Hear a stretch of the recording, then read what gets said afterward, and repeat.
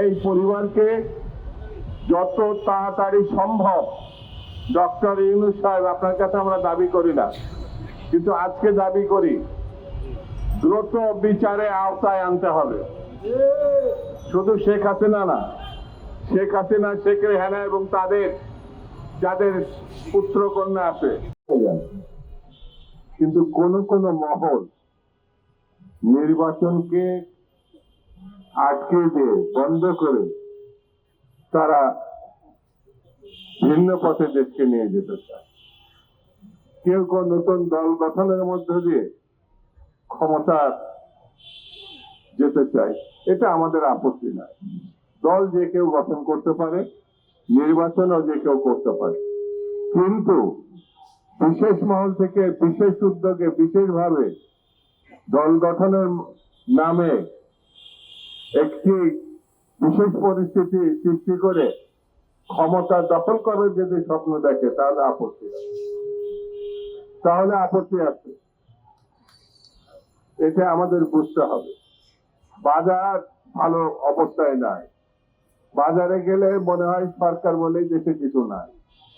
আইন শৃঙ্খলা পরিস্থিতি থেকে তাকালে মনে হয় দেশে কোনো সরকারই নাই।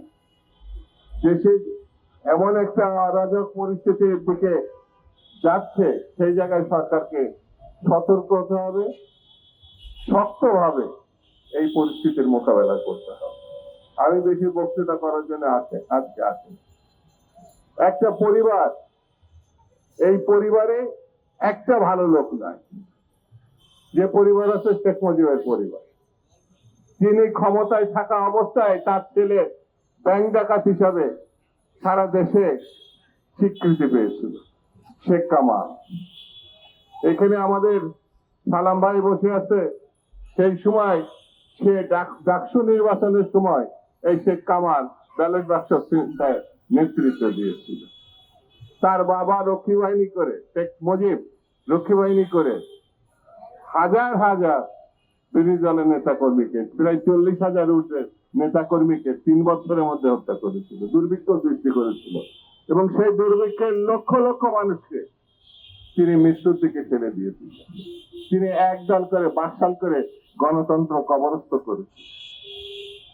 এই পরিবারের পরবর্তী সদস্য শেখ মুজিব নৃশংসভাবে সপরিবার নিহত হলো। 2টি কন্যা সন্তান বেঁচে যায় বিদেশে থাকার কারণে, একজন শেখ হাসিনা, একজন শেখ রেহানা। শেখ রেহানা এবং শেখ হাসিনার আবার 4টা ছেলে মেয়ে আছে, তারা বিদেশে থাকে। এখন শেখ হাসিনাও বিদেশে থাকে, ভারতে থাকে। এত বড় চোর আপনি দেশে না, সারা বিশ্ব খুঁজে পাবেন না, ভাবা যায় না। 30 লক্ষ হাজার কোটি টাকায় একটা তদন্ত শ্বেতপত্র প্রকাশ করেছে বর্তমান সরকার। আমি তাদেরকে ধন্যবাদ দিই। বাঙালি মা নির্জত, কি ভয়ঙ্কর মহিলা, তিনি ডক্টর ইউনূসকে পদ্মাতে ডুবাবে বলেছে, এ প্রকাশ্যে বলেছে। এই পরিবারকে যত তাড়াতাড়ি সম্ভব ডক্টর ইউনূস সাহেব, আপনার কাছে আমরা দাবি করি না, কিন্তু আজকে দাবি করি দ্রুত বিচারে আওতায় আনতে হবে। শুধু শেখ হাসিনা না, শেখ হাসিনা, শেখ রেহানা এবং তাদের যাদের পুত্র কন্যা আছে। এই যে টিউলিপ পার্লামেন্টে মেম্বার হওয়ার পরে, আরে আল্লাহ কি উৎসব!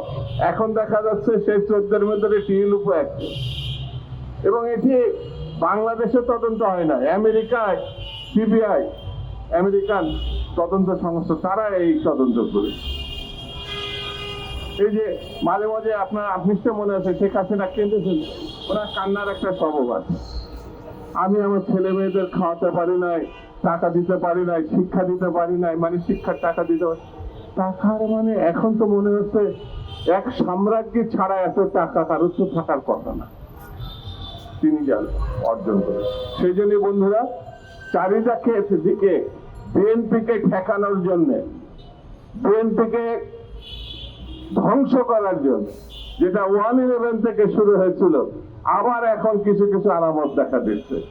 বাংলাদেশে শহীদ জিয়া গণতন্ত্র প্রতিষ্ঠা করেছিলেন, বাংলাদেশে দেশনেত্রী বেগম খালেদা জিয়া গণতন্ত্রকে এগিয়ে নিয়েছিলেন এরশাদের পতন ঘটানোর মধ্য দিয়ে। বাংলাদেশের পূর্ণবার সম্ভাবনা দেখা দিয়েছে জনাব তারেক রহমানের নেতৃত্বে গণতন্ত্র প্রতিষ্ঠা করার জন্য। এই সুযোগ কোনোভাবে নষ্ট করতে যাওয়া যাবে না। বিএনপিকে ক্ষমতা আনলে বিএনপি পারে বাংলাদেশের মানুষকে রক্ষা করতে, অতীতে এটা প্রমাণ হয়েছে। বিএনপি পারে এই বাজারকে রক্ষা করতে, যে বাজারে আজকে আগুন ধরছে সেই বাজারকে সুসংগঠিত করে মানুষের, গরিব মানুষের কাছে নিয়ে যেতে। বিএনপি পারে বাংলাদেশের স্বাধীনতা সার্বভৌমত্ব রক্ষা করা। বিএনপি পারে অতীতের থেকে আমরা জানি গরিব মানুষের পাশে দাঁড়ানো, কিভাবে দাঁড়াতে হয়। সেই জন্য বিএনপিকে যারা ঠেকাচ্ছে তাদেরকে উদ্দেশ্যে বলবো, এইসব করে কোনো লাভ নাই, এইসব করে কোনো লাভ নাই। বিএনপি যদি একবার রাস্তায় নামে তার পরিণতি কি হয় শেখ হাসিনা ভালো করে জানে। সেই জন্য রাস্তায় নামানোর থেকে বিএনপিকে পার্লামেন্টে নিয়ে যাওয়া, নির্বাচনের মধ্য দিয়ে সুষ্ঠু পরিবেশ ফিরিয়ে আনা, এটাই এখন সব থেকে বড় কাজ। এই দিকে আমি সরকারকে আহ্বান জানাবো, যত দ্রুত সম্ভব নির্বাচনের ব্যবস্থা করেন, নির্বাচনের মধ্য দিয়েই একটি নির্বাচিত সরকার প্রতিষ্ঠা করেন। তাহলে 24-এর যে চেতনা, 24-এ যে গণ অভ্যুত্থানের লক্ষ্য, সেটি পূরণ করা সম্ভব হবে।